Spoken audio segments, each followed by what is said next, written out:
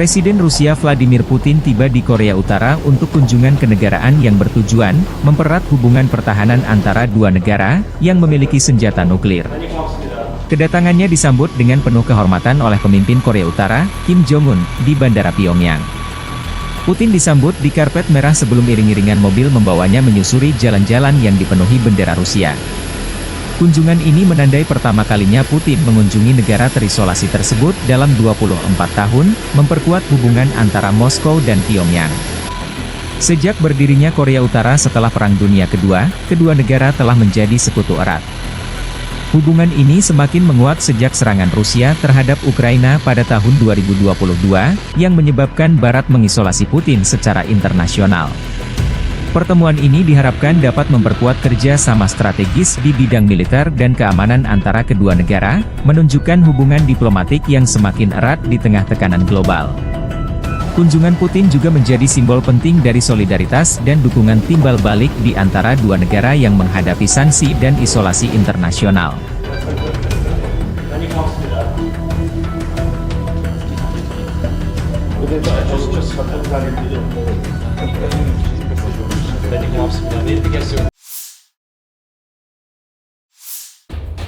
Amerika Serikat mendesak pemerintah Cina menghentikan dukungannya terhadap Rusia di Ukraina. Desakan ini disampaikan Menteri Luar Negeri AS Antony Blinken 18 Juni dikutip media-media Barat. Mesin perang Rusia diaktifkan oleh dukungan Tiongkok yang harus dihentikan, kata Menteri Luar Negeri AS Antony Blinken. Berbicara pada konferensi pers bersama dengan Sekretaris Jenderal NATO Jens Stoltenberg, kedua pejabat teras tersebut mengkritik kebijakan Beijing dan hubungannya dengan Kremlin. Meskipun Tiongkok secara resmi mempertahankan sikap netral terhadap perang skala penuh Rusia di Ukraina dan menyangkal memberikan bantuan mematikan, Beijing dan Moskow terus memperkuat hubungan mereka, yang ditegaskan oleh kunjungan Presiden Rusia Vladimir Putin ke pemimpin Tiongkok Xi Jinping pada Mei lalu. Blinken mengatakan Tiongkok memberikan dukungan yang memungkinkan Rusia untuk menjaga pangkalan industri pertahanan itu tetap berjalan, untuk menjaga mesin perang tetap berjalan, untuk menjaga perang tetap berlangsung. Jadi itu harus dihentikan, kata Blinken dilansir AFP.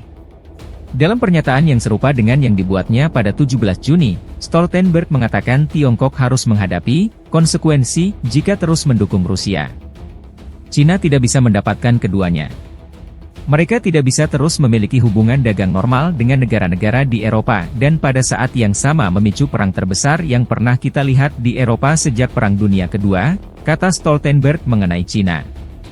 Pada 17 Juni, Stoltenberg mengatakan 90% mikroelektronika Rusia berasal dari Cina. Beijing juga dilaporkan berupaya meningkatkan kemampuan satelit Rusia. Cina membantah memberikan bantuan militer kepada Rusia dalam perang skala penuh melawan Ukraina. Pada saat yang sama, Amerika Serikat sebelumnya menuduh Cina memberikan Rusia setiap dukungan di balik layar terhadap perangnya di Ukraina, menggambarkan tindakannya sebagai destabilisasi di jantung Eropa.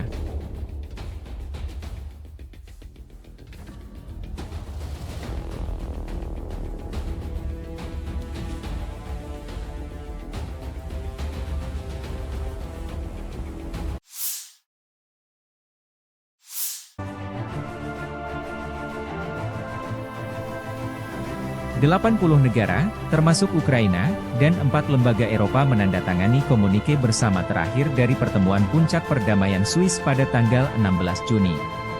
Negara-negara yang tidak termasuk dalam daftar penandatangan adalah India, Armenia, Arab Saudi, Libya, Indonesia, Bahrain, Kolombia, Afrika Selatan, Thailand, Meksiko, dan Uni Emirat Arab. Perwakilan dari sekitar 100 negara dan organisasi berkumpul di Resort Burgenstock di Swiss pada tanggal 15 hingga 16 Juni untuk membahas kemungkinan jalan menuju perdamaian dan permasalahan utama lainnya terkait dengan perang yang sedang berlangsung antara Rusia melawan Ukraina.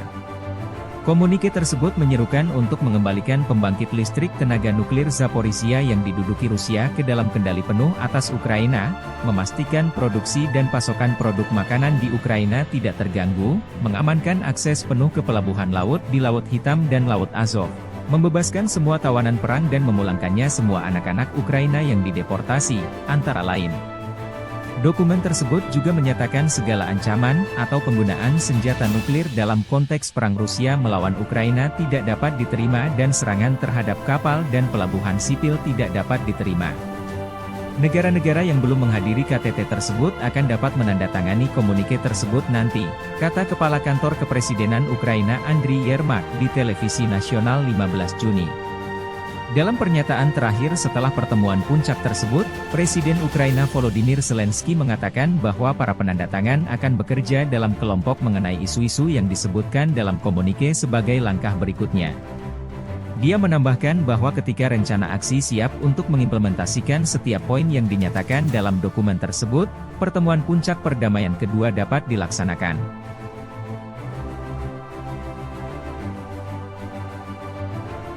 Download Tribun X sekarang, menghadirkan lokal menjadi Indonesia.